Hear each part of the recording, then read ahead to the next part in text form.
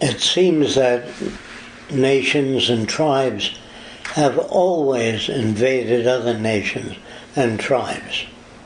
And what I'm going to try to do is compress a resource-based economy into just a few words. And if you have difficulty understanding this, you probably won't be able to put it together. Since all tribes have been invading other tribes, more or less, most of them have, then it seems that war is a process for gathering resources. And if you keep losing thousands of people in a war to maintain your resources, and wars seem to occur almost continuously, you're losing your best people.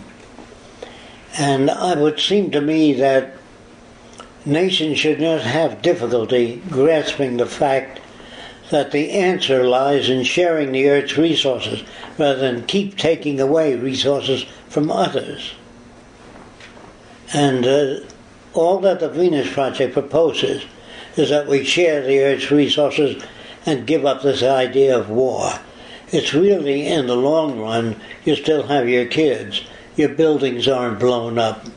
And the losses are so tremendous. And this is, in a nutshell, what the Venus Project is about. I'm going to simplify it again. Most nations took land away from other nations, or their sheep, or their buildings, or their women. A resource-based economy is making all things available to all the world's people. It seems to me that if they don't do that, they will continue along the same lines. So if you want to discuss a resource-based economy in just a minute, you can do it that way. If they don't understand that nations have taken things from other nations, they won't grasp it. If they don't understand that, get your history books out and read it, and that's what you'll find. I'm leaving out Sunny Day in May. I'm leaving out all the propaganda. Now, also along with that, if you're interested in more detail, it seems that patriotism and loyalty to country is a quick system for getting people in line. All you have to say is God, country, and America. Those few words will line up people. If you can condition people to respond to just a few words, you can get them to line up and obey you.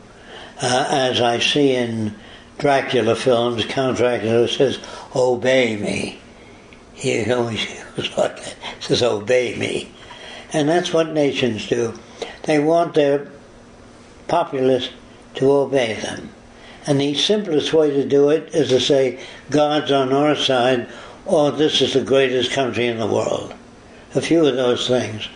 Whereas in the Venus Project, we understand the history of war, why it comes into existence, the factors that shape human values, and the reason for nations demanding simplicity. Without simplicity, it'd be difficult to control people. So simplicity is God's on our side. If you love America, you'll sacrifice yourself for this country and its future. And so those simple statements like that, in France they call it hoopla, or they also call it thought control. Thought control is when people can be conditioned to respond to symbols fast, but intellect is difficult. If you let people go off and think about things, they want to know a lot of questions, they want to have answers, so they say, people are jealous of our way of life, and they would like to take our resources away from us. I would see no reason offhand for any nation backing away from a resource-based economy, because the sharing is immediate. Now, if a nation doesn't have resources, or much resources, I would say that maybe Sweden has a lot of technicians they can lend to undeveloped nations. and the undeveloped nations may have resources, but the undeveloped nations may not have the technical skill to develop their resources. So when I say sharing of resources, that means personnel, equipment, factories.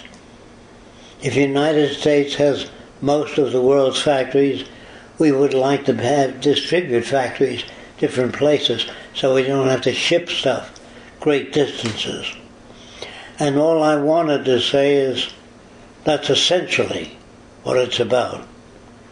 All your laws and everything else are made about maintaining our position of advantage. That's what all the laws are about. All the laws man-made in a court of law or by lawyers are to maintain this system. The laws do not call for sharing with other nations because we feel we're in a position of advantage and we can demand more for less. We don't have to put out much. China will turn out lots and lots of skirts and socks and neckties and clothing for a much lower price than we can because they have an overpopulation and they need our purchasing power, or they need objects in this country. Buying objects in this country is really too expensive for China. So China will have to make its own automobiles and its own vacuum cleaners at a price the Chinese people can afford when they're ready for it. But if you continue along these lines, the most powerful nation will use their leverage to either to dominate other nations, and if they work for less, they needn't invade the nation. They can still maintain their position of advantage by paying less for services. So I'm saying this, finally, that if we really want to save our people and cities from utter destruction and the earth from nuclear dust and all the other pollutants that we've come up with, we must somehow learn how to bridge the difference between nations without any nation maintaining overview. Or it wouldn't be the United States that would be telling them what to do. It would be a joint venture understood by all nations, the sharing of resources. Now that can't be accomplished equally because we have better transportation in America, and therefore we will have to share some of our transportation with countries that don't have the means, the railways or the highways. Do you understand that? We will have to develop other countries so they can transport goods and services. We would have to develop hospital systems.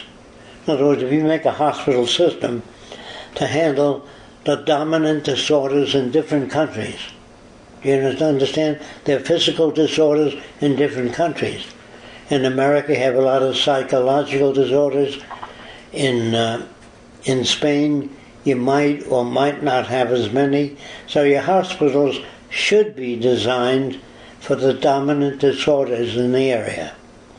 But the hospitals have to be prefabricated and well equipped with everything any other hospital has. If you don't do that, you're going to set up disruptions. So you will also have to explain to their doctors what they need, ask them what they need, and what they would need to fulfill their practices. And that goes for, we will teach them, or they will teach us, what the best industrial process is for growing food.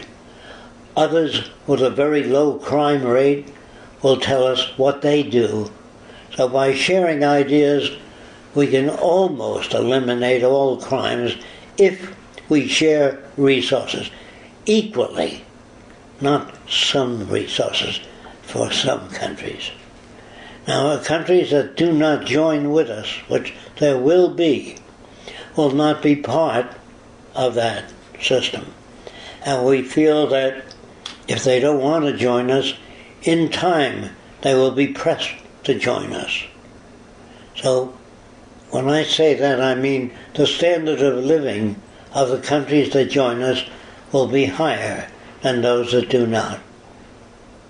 And so that's it. That's what I have to say.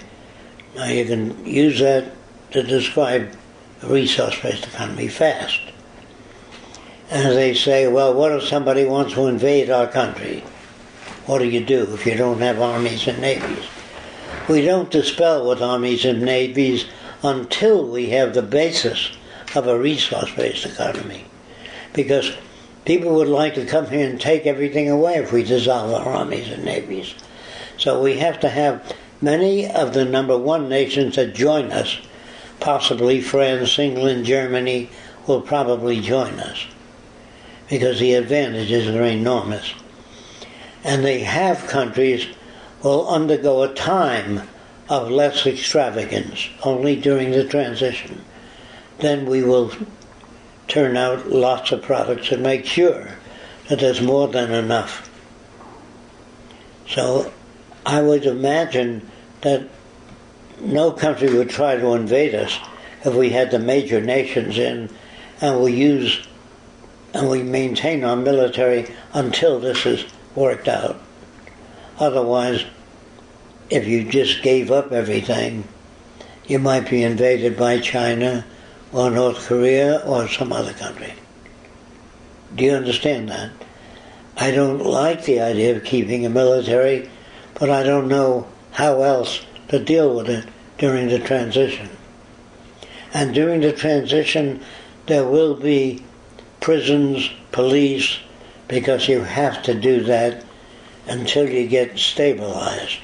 Because people have so many different values, you cannot reach, with present-day language, all nations.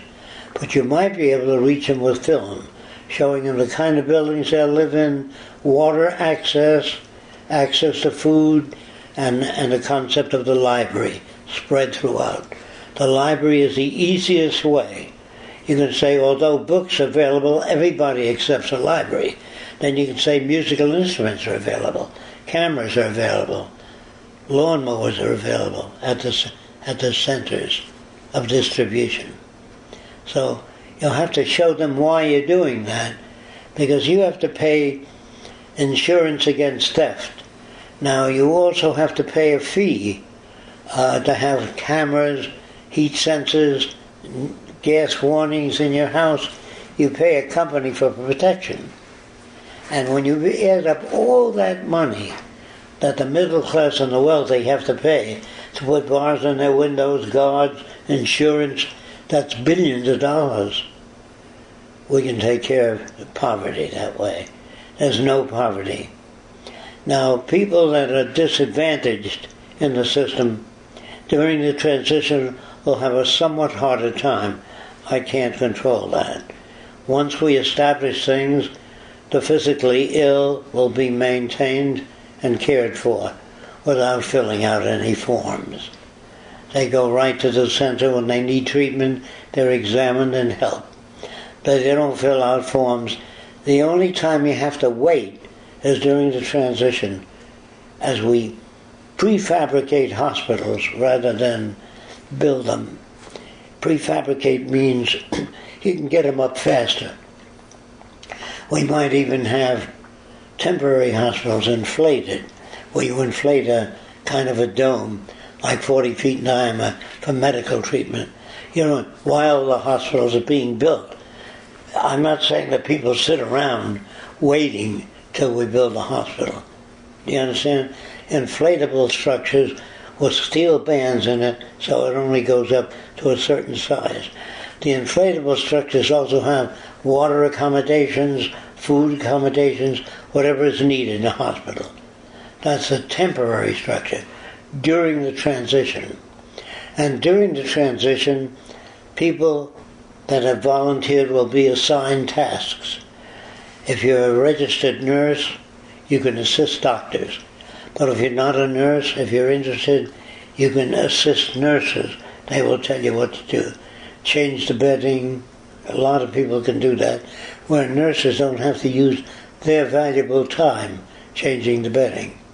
When people don't know. Until we develop beds with a sheet that rolls under and is cleaned. And the center of the bed has an insert made of foam on top and rubber. It's soft. can pull out if a person has to defecate. You don't have to take him out of bed and walk him to the washroom. You pull out the center of the bed, which is tapered unit. Do you understand that? Or you have difficulty with that? So they can defecate or urinate in bed.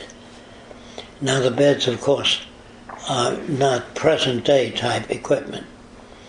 We will standardize hospitals. We will standardize surgical equipment, update it, and then standardize it until we can get to newer developments. Now, you can't change every hospital because you find a new way of doing things. The survey committee will tell us the optimal time is 2 years between changing buildings. They will tell us that. You can't change it every week. You come up with a new idea. So all that's based on studies and surveys. There'll be no country left out because it's poor, or later we will build hospitals. Inflatable structures will be used during the transition. I hope that's clear. We will, of course, utilize ships today for delivering goods and services while we work on an oceanic transportation system. So all ships become standardized. And all these different ships are different size, built by different shipyards. You can never take care of the world needs. But during the transition, all those ships, assuming, will have very slow orders and very few customers if the banks break down and everything else. So the ships will be utilized by all the different nations for transporting buildings that can be inflated and other things needed in the undeveloped countries. Is that clear? Do you have any questions? The decisions are made by the survey committee. They tell us how much we need for each area, how large the water tanks have to be. Then the survey committee will tell us how deep you have to drill for water in different areas. So all that equipment will be based on surveys instead of just going drilling for water, So the survey committee has full authority, on telling us there's no reason for them to cheat or lie. They don't get paid, there's no gain.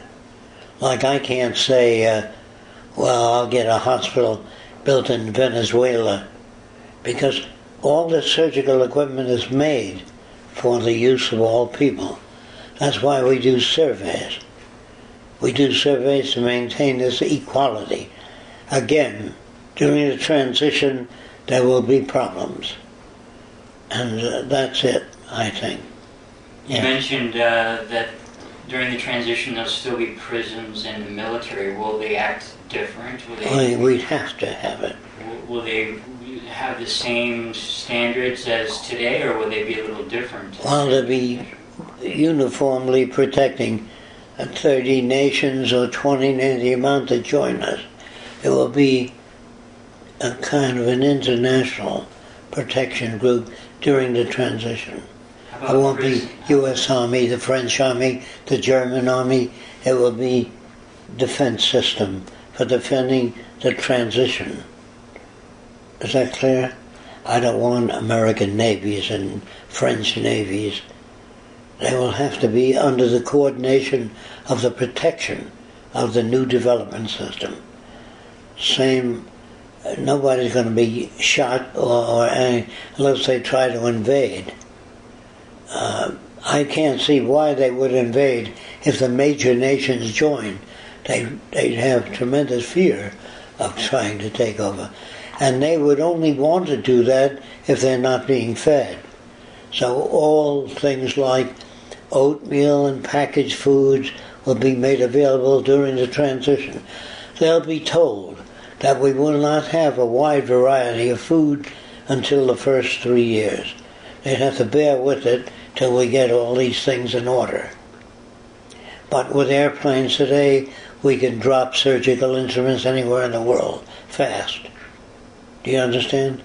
And with boats, we can deliver goods faster than we could have in the past In the past, it might take a month to go around the Cape with a ship and bring food to an undeveloped country. Today, we can do that faster. So I would say this is about the best time for social transition. If we fail to do that and just take care of few countries, we will create new problems. Like if 3 countries join together, they say, well, the hell with the others, they didn't join. There'll be problems. We have to feed them, take care of them, educate them, show them the new techniques for farming and agriculture, everybody. So there'll be a standard practice in Latin America for growing food. Standard practice, meaning agronomists and agriculturists will tell of their methods and share them with other people, because there's no advantage in keeping it to yourself anymore. Otherwise you won't get the surgical instruments and everything else. And you won't get the medical care unless you share with everybody, everything. A guy said, well, would I have to give up my home? Well, during the transition you're going to live in your home. But after the transition, the cities are built. We build a city, then we level a city of 50,000 and move them into that city after the planning system. We never level cities and then start building a new city. We build a new city, level the old ones, and mine them for glass, structural steel, or whatever we can use. Is that clear? Highways are no longer built with curves towards certain land. They go straight through to California. Highways and trains and railways. I think I told some of you about the Coriolis effect. Since the Earth turns in a given direction, the railroad tracks running from New York to California wear out on one side due to the rotation of the Earth. It puts a train load on one track, so they tilted the tracks to allow for the Coriolis effect, so they wear out equally. Well, a lot of the scientific applications will be applied by the Bureau in charge of conservation of forest and energy. They will determine, because they have access to every patent now, and they can, I don't like to use the word seize the patent. Since everybody is one now, there need not be any reason for you to keep ideas to yourself, because inventors and artists are all taken care of, but they're assigned projects. You don't work on a new toothbrush unless the world's people need a new toothbrush. You're assigned what is needed. You're assigned growing watermelons or grapefruit depending on what is needed nutritionally. The nutritional department decides on what is grown. Do you understand that? After you do a survey of physical lack, whatever you lack, certain vitamins and all, that's done by the survey and medical health department. When I say medical, I'm talking about all different systems, from naturalists, doctors that use natural methods, we would eventually collect data and know which portion of the system is to be used. Like in many metaphysical approaches to health, a lot of it is not valid. And many medical practices are not valid. They're done because it's good business. Doctors replace the hip when it's slightly worn, and then the hip prosthesis doesn't fit too well. So I would say much more careful studies are made before any transplants are made. Do you understand that? And all emergency people very sick will be given priorities. There's no methods of giving Spanish or Greek people or Americans priority. The priorities are for all people. But all people are not trained in the same way. So nurses will be transported greater distances to foreign countries. If we have a surplus of nurses in China, they'll be transported. If Cuba has a surplus, those countries will remain until we go into geographical distribution of the population. We don't take people and move them places. We say, how many people like the tropics? How many people like winters and change of season? And after that survey, we know the majority of people want to live in the temperate zone, not necessarily the tropics. Do you understand? So we don't just take people and move them different places. We do a survey first, find out what people want, not what they want, what they ought to want. They're trained in knowing that certain types of combinations of food, artificial coloring are no longer used. That pigs are no longer accelerated in growth. They're not fed growth hormone to speed up the development. So you got a fat pig, you can bring it to market sooner. Well, the acceleration of cells in the pig may affect the acceleration of cells in a human. So very careful studies are made. We're not interested in growing fat pigs fast unless just simple nutrition does it. Because pigs and other animals have lived on certain nutrition for hundreds and hundreds of centuries. If you suddenly change that, it's going to have a lot of detrimental effects on animals. Because we can't change what nature has proven over thousands or millions of years. You can't suddenly give people pills that contain everything they need. They need bulk too. You understand? I just want to make sure you understand that there's no advantage taken of anybody. Any questions about that?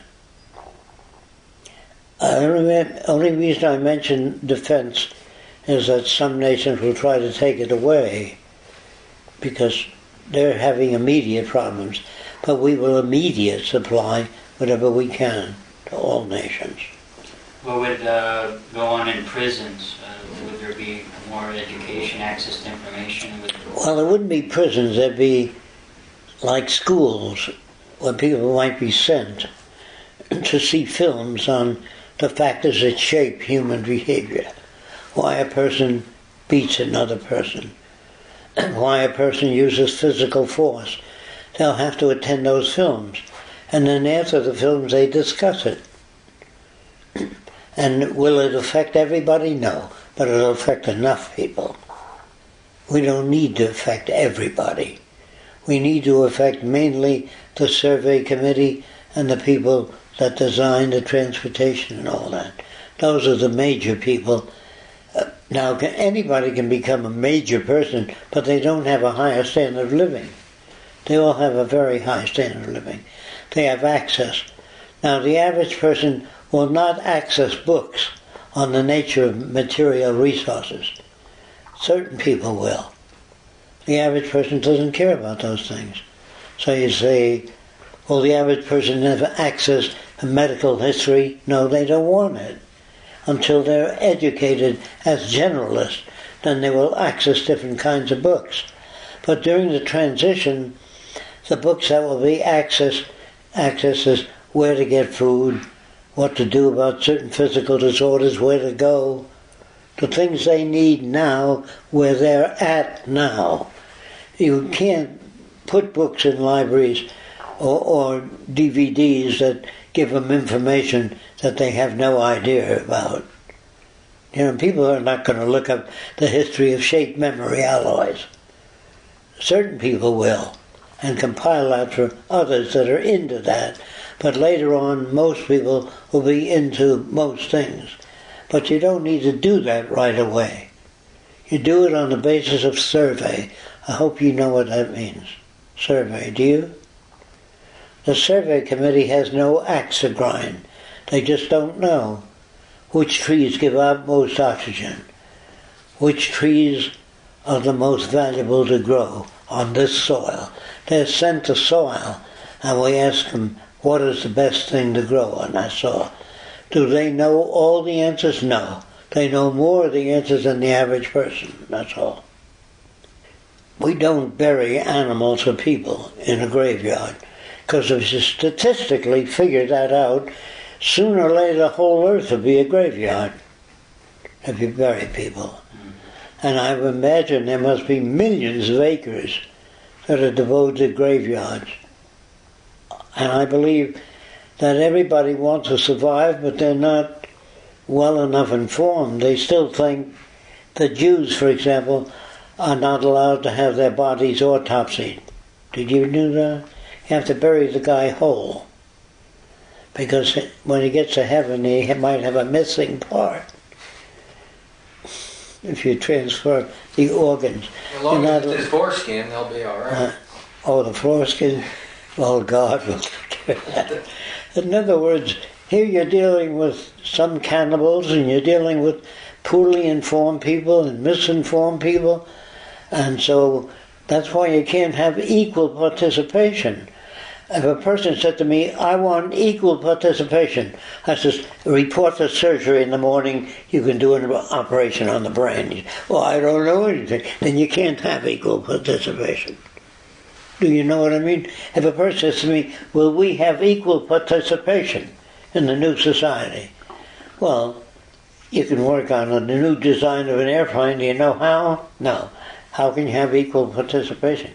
You can have equal opportunity to go to school and become whatever you want to become. That will be available. But you can't have equal participation. Will some small Latin American country decide the music for the world? You're going to listen to Greek music because it's equal participation? You're going to listen to the music you like. You can't have, is that clear? You can't have equal participation unless you're equal to the task. Do you know what that means? Trained to do so. So. Can you go into that a little more for yes. The listeners? Okay. If a person comes into the picture and they study agronomy, growing of all kinds of plants, and become very familiar with that, they will teach that subject. And then the person that can pass the test, meaning knowing what that subject means, will instruct others. But if a person works on his own and finds out that there's a certain food that contains everything people need, he can submit it to the computer, and the computer will say, we would like to do further studies on that. And it will alert the labs to do studies on the Larry's new fruit that contains everything. They do studies on it, and it becomes implemented if it works. Do you understand? The establishment does not control food. They do only during the transition and the early stages. But if you come up with a new therapy, if you find out wearing craniopathy works, moving the cranial case, it'll be used if it works. But the studies made are done by scientists that have pledged, that have no particular allegiance, but just to find out if the system works. They don't have money in any corporations, the scientists. They don't have investments to make it want to work. Use our carburetors, because I invented it, and he invested in it, so he can impress the direction. There seems to be no way in the resource-based economy of putting your favorite foot forward and controlling that society. There's no reason to fake anything, because no one is given credit. In other words, if you come up with a cure for cancer, they say this is how the Larry system works, see? And they tell it to everybody. But Larry goes around lecturing on it, but he doesn't get a medal. You know what I mean? But you can only do that under a resource-based economy. It won't work if you try it under another system, because if you come up with a contradiction to the corporation you work for, they'll can you. Why should, if you become, what do they call it? whistleblower. You know what a whistleblower is? Like we just heard recently on Free Speech TV, there were many American nuclear plants that began to leak and do many things that were never reported. Because the government owns the nuclear plants. They're not private corporations. So the government has to protect the people that designed it. Otherwise people would lose confidence in the government faster. So you got to understand, since there's no vested interest, there's no reason for corruption. The only kind of corruption that might exist are mental disorders, and that can be detected real early. You don't need to wait till the guy is going around blowing up buildings. There's earlier evidence that manifests itself. Do you know what I mean? Nobody comes into work, they get a little fever, and they're checked out, and they're told they have scarlet fever, and they're isolated, and the rest of it with tuberculosis. That would be isolation wards. In the isolation ward, meaning where contagious diseases can be spread, there is a battery of what looks like fluorescent tubes, so long, and all of the air is drawn through that, and it's radiated with ultraviolet light, which kills all airborne bacteria. Now, if we find that a certain amount of bacteria should be available to build up antibodies, you know what I mean? If you're brought up in a sterile environment, you'd be super healthy, but if you go outdoors, you get infected right away. So you need antibodies. How do you get antibodies? I have a little bit of this bacteria, a little bit of that. So that would also be determined by the health survey. But do you understand that? There's nobody sitting down making decisions based on the past. Everything is rechecked again and again. And we have, let's say we have a medical group do a survey. That medical group might have a bias which they inherited from an earlier culture. You know what I mean? So we have 3 medical groups doing a survey. They don't even know of each other. And if all the results come out the same, it means that it's not based on carryovers. Do you think you know what I'm saying? There are ways of preventing preferential behavior. Okay?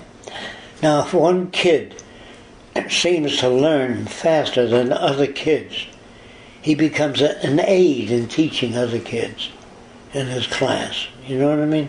Instead of using that, I got an A, you got a B, he got a D, she got an F, failure.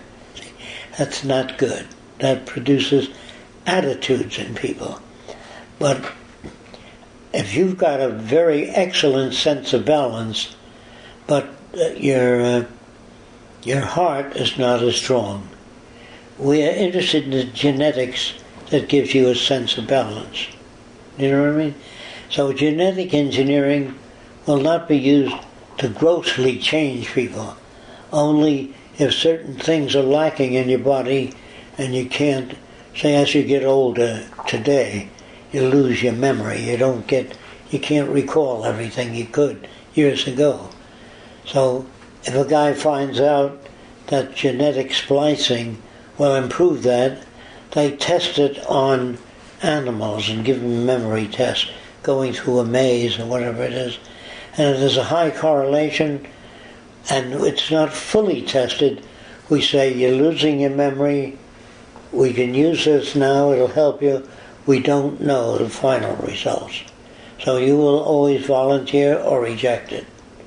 You don't have to undergo certain experiments. And there are ways we can sit down and discuss and prevent bias. Do you understand what I mean? Bias means if you come from an Indian village, you might think that the Indians have a certain unique way of looking at life. And if they do, we apply it. If it works, we use it. We don't only use orthodox methods. We use whatever methods work. Okay? Your qualifications are based on the results. If you can help more people than system B. That system has priority if it works. And it has priority until another system comes along, or a modification of the system. Is that clear? This is how you can be fair. I don't know how else to be fair about things. If you can think of some other problem, bring it up. Because that's what the transition's about. Bringing up things that we don't seem to be able to solve. There may be a time during the transition where we don't have enough information to make a decision. So we put out further information is needed. And 9 or 1,000 labs are working on that now. We haven't got the results. We won't get it until the next month or so. But you tell the public where you're at. The whole system is really transparent because the public knows in lay language just what's being done. Now, if people need a church to feel good, during the transition we will build a church, but they don't pay taxes and they don't have to pay for the building. We've turned out prefabricated churches of a standard size. But if more people follow a particular church, we use that. But the church has films on the history of invention and how churches use, I don't know if you know this, there are bells in churches that are hi-fi. They're not real bells, but they make a hi-fi recording. Boom, resonance and all. So when you hear, the guy used to pull a string to move the bells in the church. They have hi-fi church. They have electric lighting in churches. They don't ask God to illuminate the church. They do use air conditioning. You know what I mean? So it is easier today to turn a church around. That is a modern church with all the equipment. Okay? Now the ministers themselves will be advised to attend a filming on changing human values over a period of time. And the minister, the way that film's arranged, will realize that he himself has preferential values due to his conditioning. And they will use words like conditioning. And once they understand conditioning, they can't judge a person as being a criminal or bad. So the sermon will begin to change. Do you understand what I'm saying? There are sermons in church today, like the Unitarians, that talk more about the physical world, and practically nothing, but they still sing hymns. They couldn't quite let go of religion. So they walk down the aisle, and that's the humanists too. Humanists have similar problems. The humanists believe that if you had a machine government, people would become more like machines. But they don't understand that people are machines. They're different chemical, electrical, biological machines. They're not like mechanical machines, the same type. By machine, I mean they need fuel, they defecate, they need warmth. If it gets too cold, they die.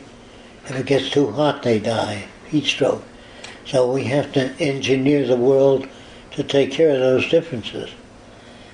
When I say machine, when a doctor looks at your eyes and he says, your retina is letting go, you'll be blind in 3 months.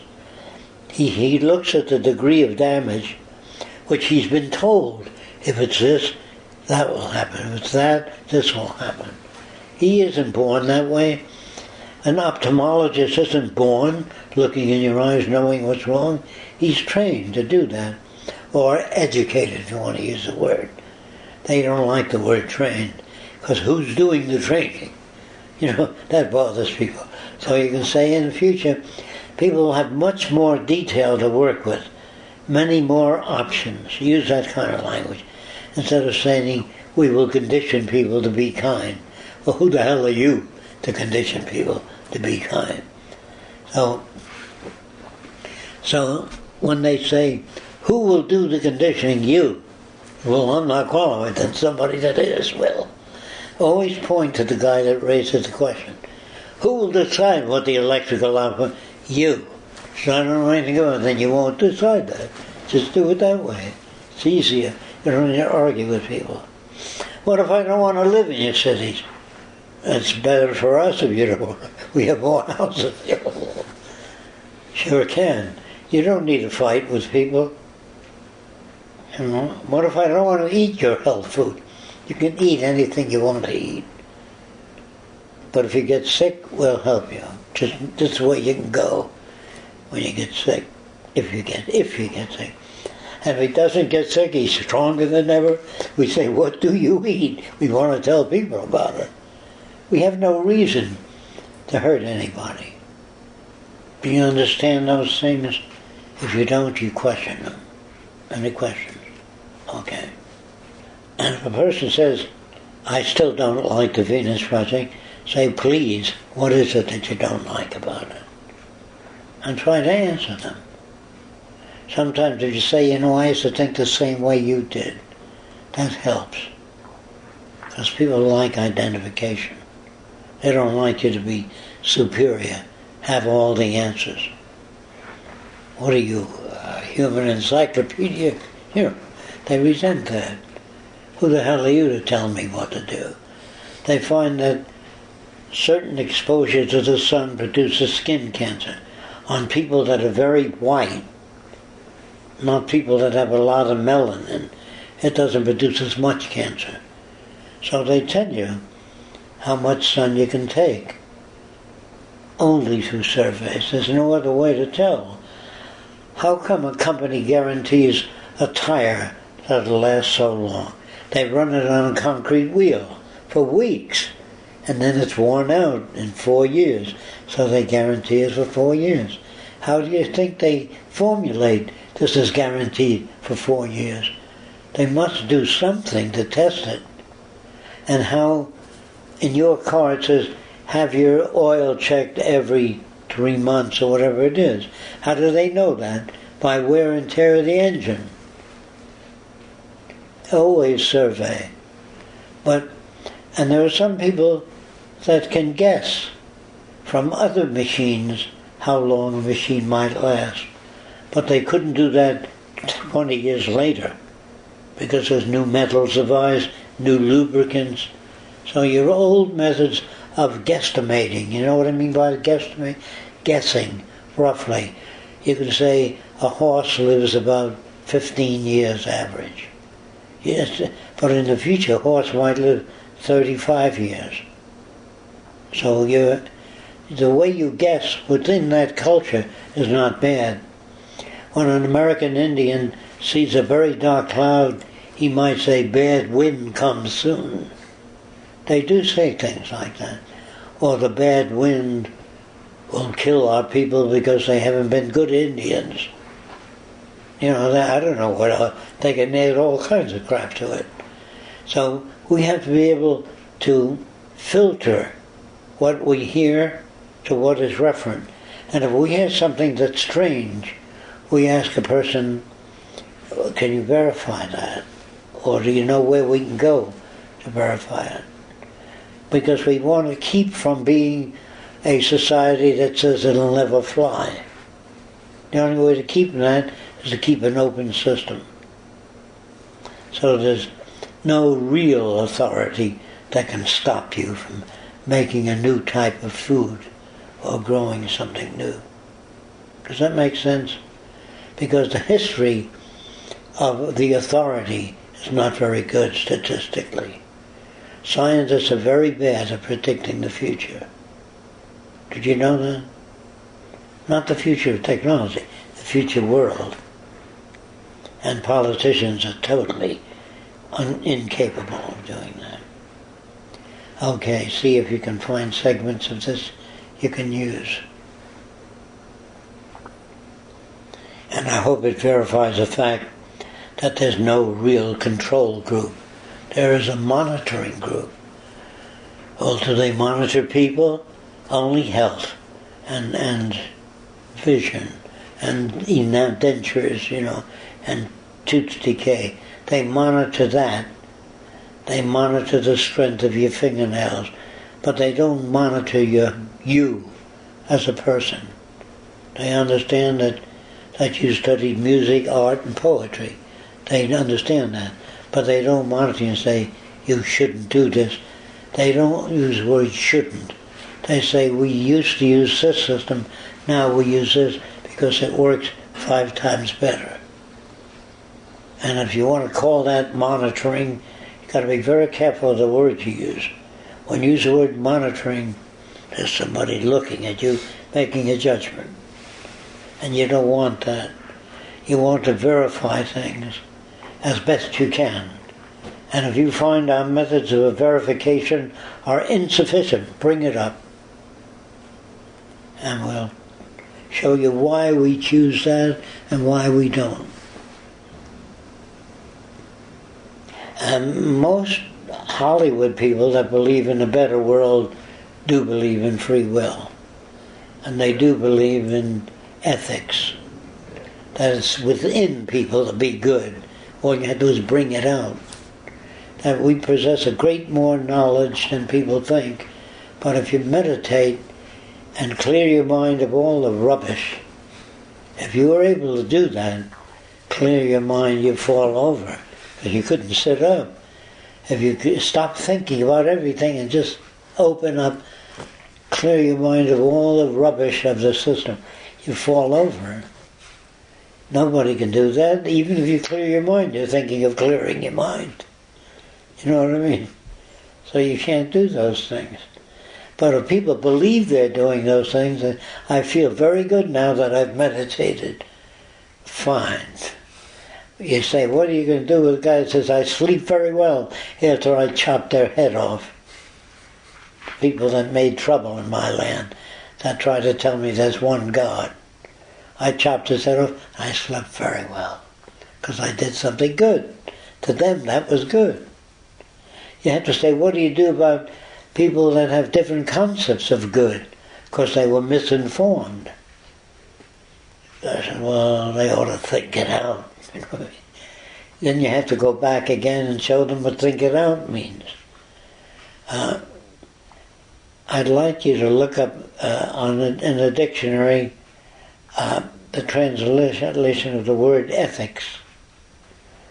And because that dictionary is awful place, because it gives people a rigid tendency to believe that those definitions make sense. A lot of them don't make sense at all when you think about it holistically. Looking up ethics, democracy. Look up democracy, you see where it doesn't correspond at all. You talked about meditation earlier. You said somewhere in a talk you talked about that if people in meditation just go around in a loop that they don't really emerge from. Yes. Most people do that. They meditate on meditating. On their navel?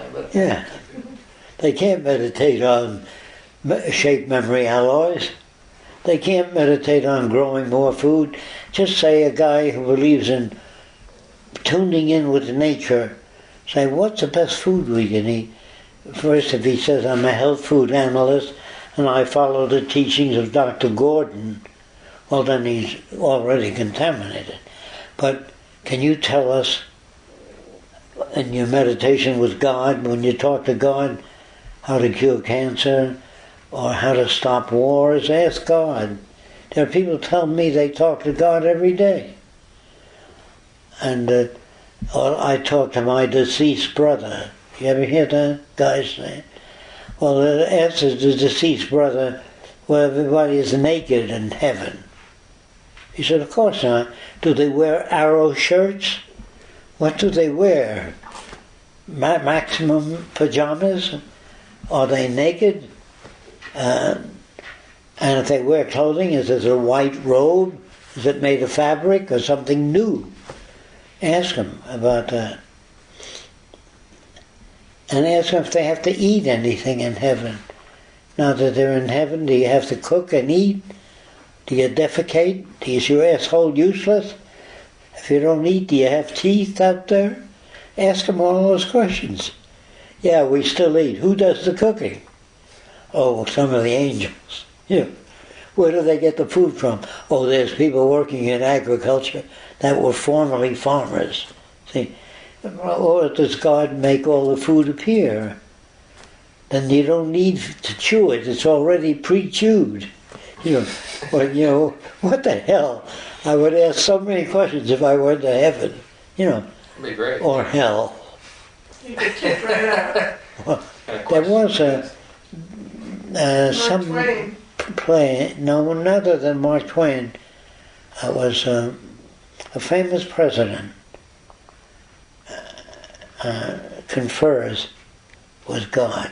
Debate. I forgot who it was. But anyways, there's a discussion. It was a famous book, too, at the time, bestseller. That was in the old days, of course, the bestseller. Amongst the free thinkers. Free thinkers were a group of people that read many things outside the box. And the Free Thinkers was a very small organization. Were they like the humanists a little bit, or? Yeah, they were for decency and ethics in government, and they believed in little colonies ought to grow their own food and share whatever resources they had. They were part of the way there. They were good people, and they didn't like the economy. Some of them were socialists, some were communists, with modified forms of communism. Some were Trotskyites and some were Leninists, some were Stalinists. They didn't like each other. So it was about the 20s, 30s? Yeah, all that time. There was so many different religions, new religions too.